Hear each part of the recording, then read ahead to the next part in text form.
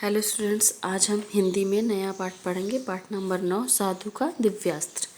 ठीक है। दिव्यास्त्र मतलब क्या होता है? दिव्यास्त्र मतलब होता है एक अनोखा हथियार जिसका यूज हम बहुत कम ही करते हैं। जैसे इसमें साधु के पास एक दिव्यास्त्र था जिसका उपयोग उसने राक्षस को मारने के लिए किया था। ठीक है। किसी समय कोई एक गांव था। वह गांव एक पहाड़ी पर बसा था। उसी गांव में सोहन और गुड़िया नाम के दो भाई बहन रहते थे।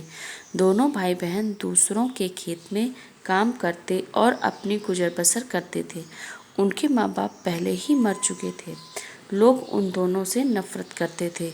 वे उन्हें अपने घरों तक में न घुसने देते। सोहन इससे बहुत दुखी रहता था, परंतु गुड़िया समझदार थी। वह उसे समझाती रहती थी। एक बार गांव में एक साधु बाबा आ गए। वह लोगों का हाथ देखकर भविष्य बताते थे। गांव के लोग उनके पास जाते और अपना भविष्य जानने के बदले में खूब अनाज दे जाते। एक दिन सोहन भी साधु बाबा के पास जा पहुंचा। साथ में गुड़िया भी थी। सोहन ने साधु बाबा को अपना हाथ दिखाया। बोला, हमारे दुख दूर कब होंगे बाबा? हाँ, अब हम ऐसी जिंदगी जीते जीते तंग आ गए हैं। कहते हुए गुड़िया फूट फूट कर रोने पड़ी। साधु बाबा ने दोनों बच्चों की ओर देखा, फिर बोले, मैं तुम्हारा हाथ क्यों देखूं? आज से तुम दोनों यहीं रहो। मैं तुम दोनों को शिक्षा दूंगा। तुम अवश्य ही एक दिन बड़े आदमी बनोगे। दोनों बच्चे साधु बाबा के साथ दूसरे गांव में चले गए और एक आश्रम बनाकर रहने लगे। दोनों आश्रम की सफाई करते, खाना पकाते, फिर समय निकालकर पढ़ते। बाबा भी दोनों को खूब मेहनत से पढ़ाते। एक दिन बाबा बोले, बेटा सोहन, तुम अपने गांव जाओ। वहाँ के लोगों को तुम्हारी ज़रूरत है। सारी बात पता करके मुझे बताओ। सोहन बाबा के कहे अनुसार अपने गांव पहुंचा। वहां के लोगों की स्थिति बहुत खराब थी। पूछने पर पता चला कि गांव में एक राक्षस आता है। वह गांव के लोगों को पकड़कर मार डालता है। राजा ने घोषणा की थी कि जो मनुष्य राक्षस को मार डालेगा उसे विशेष इनाम दिया जाएगा। सोहन बाबा के पास वापस आ गया। सारी बातें बाबा को बताई। साधु बाबा गंभीर हो गए और बोले, बेटा, मैं इसी समय का इंतजार कर रहा था। यह लो दिव्यास्त्र, इससे राक्षस को मारकर लोगों के दुख दूर करो, उनको भय से मुक्त करो। सोहन दिव्यास्त्र लेकर पहाड़ी पर जा पहुंचा और अपनी स्थिति मजबूत कर बैठ गया। सोहन राक्षस के आने का बेसब्री से इंतजार करने लगा। काफी देर हो जाने के बाद राक्षस आया। राक्षस ने सोहन को देख लिया। सोहन को देखते ही वह चिल्लाता हुआ उसकी तरफ भागा। सोहन भी बिल्ली की तरह घात लगाए बैठा था। बाबा का नाम लेकर सोहन ने उस पर दिव्यास्त्र का प्रयोग कर दिया। दिव्यास्त्र लगते ही राक्षस वहीं ढेर हो गया। राक्षस की मृत्यु की खबर सुनकर गांव वाले खुशी से नाच उठे। राजा ने विशेष समारोह में सोहन को पुरस्कार दिया। गांव वाले अब सोहन से प्यार करने लगे। यह देखकर गुड़िया भी प्रसन्न थी। ठीक है, यह पाठ आपको पढ़ना है। इसमें क्या है पाठ में कि एक सोहन और गुड़िया नाम के बच्चे थे। उनके मम्मी पापा ख़त्म हो जाते हैं तो वो कैसे अपना गुजर बसर करते हैं। वे दूसरों के खेतों में काम करते हैं और अपना गुजर बसर करते हैं। फिर एक दिन क्या होता है कि एक साधु बाबा गांव में आता है। लोग आते हैं, वो अपना हाथ दिखाते हैं साधु बाबा को और साधु बाबा उनका भविष्य बताते हैं और बदले में वे लोग साधु बाबा को क्या देते थे? अनाज देते थे। तो गुड़िया और सोहन ने भी सोचा कि चलो हम भी अपना हाथ दिखाते हैं। गुड़िया और सोहन भी साधु बाबा के पास जाते हैं हाथ दिखाने। तो साधु बाबा मना कर देता है, बोलते मैं तुम्हारा हाथ क्यों दुखूं? तुम ऐसा करो, तुम मेरे साथ ही चलो।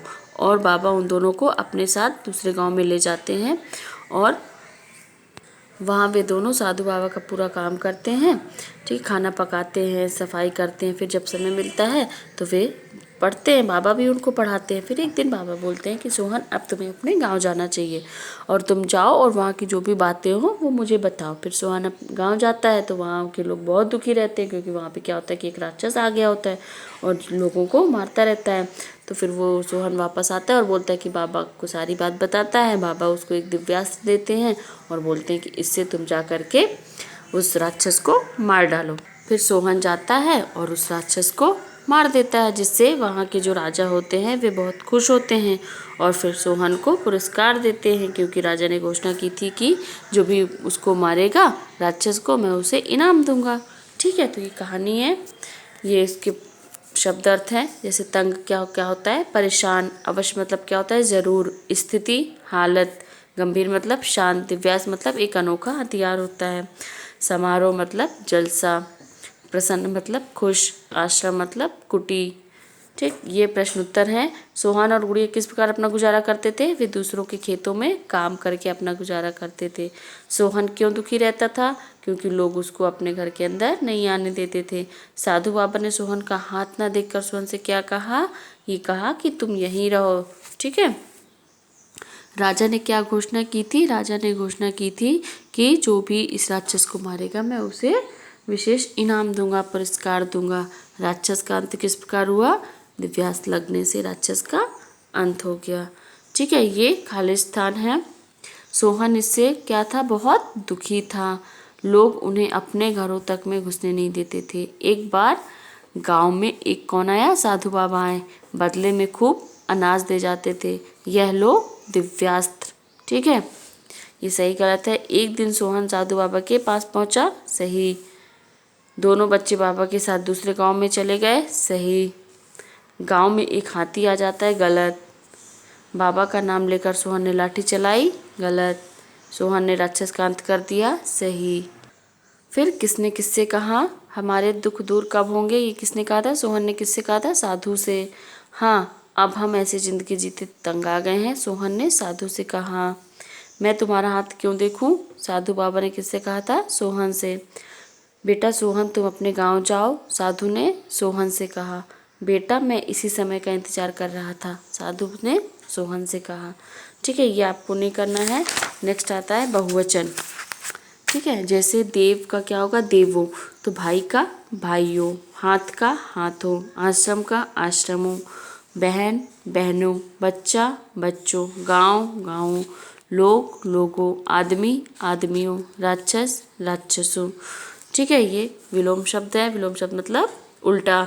जैसे मृत्यु, जन्म, दुखी सुखी, पास दूर, सफाई गंदगी, प्यार नफरत या प्रेम, नफरत का प्रेम, अपना का पराया, दिन रात, खराब अच्छा, पुरस्कार का तिरस्कार।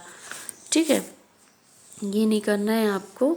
नेक्स्ट है पर्यायवाची बनाने हैं। पर्यायवाची मतलब क्या होता है? एक जैसे के शब्द, समानार्थी शब्द भी इनको बोलते हैं। जैसे एक समान, जैसे प्यार को और क्या बोल सकते हैं हम? स्नेह और प्रेम। घर को और क्या बोलते हैं? आवास गृह। राक्षस दानव असुर। दिन दिवस वार। राजा नरेश नृप। ठीक है, तो ये सारी एक्सरसाइज आपको बुक में फिल करनी है और इसके शब्द अर्थ और प्रश्न उत्तर मैं कॉपी में करके दूंगी, तो आप लिख लेंगे। बाकी सारी एक्सरसाइज आपको बुक में ही फिल करनी, कॉपी में नहीं लिखना है। कॉपी में हम केवल शब्दार्थ और प्रश्न उत्तर ही लिखेंगे। ठीक है, और ये आपको पाठ पढ़ना है घर में 2-3 बार। ठीक।